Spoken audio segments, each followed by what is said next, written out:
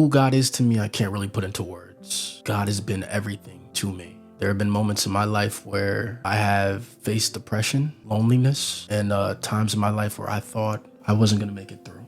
There were a lot of dark times in my life, and I was raised to just toughen them out. I was raised to keep it to myself, to not cry about it. And the one thing I hated the most was being a burden to people. I hated it. And I would internalize a lot of my issues until it became too much. It would become too much.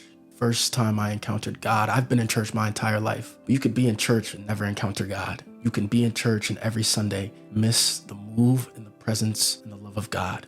And I got to a point in my life where I was loneliest I ever felt. Mind you, I had a loving family, but the devil has a way of playing with your mind and making you feel like you're the only one who's going through it. And nobody would care if you just one day were gone.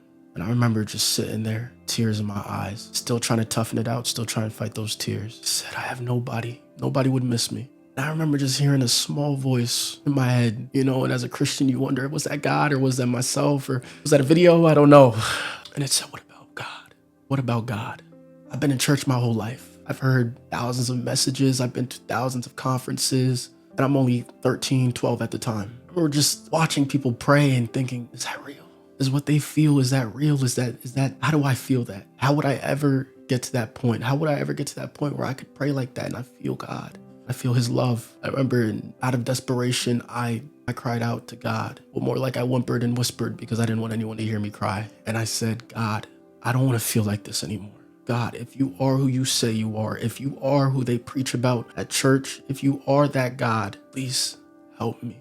It was at that moment I decided that I was going to lock in with God, and he changed my life. He saved my life because the path I was on was a lonely and destructive one. Those voices were silenced, that loneliness went away, and all I felt from that moment on was peace. Like someone was letting me know that I got you.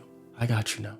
Don't look at the problems around you. Don't worry about what it looks like now. I got you. Just hold on a little longer. The story is not done. I'm not done with you. A lot of Christians get it confused. They think, at that moment you give your life to God and you have the Cinderella story. You're good. You never have no problems after that. I struggled. I stumbled and fell. I made a lot of mistakes. I still make them to this day. What I can guarantee is that I never felt like that again. I never felt that loneliness, that void, that emptiness. God had given me a peace that in every moment that I face, every trial and tribulation, I know I'm going to be all right because I've seen it. I felt it time and time again. God is my everything. And as much as I fail him, as much as I mess up, as much mistakes I make, I will never stop believing. I will never give up this faith. I will never stop praising and worshiping God. Not until death calls my name.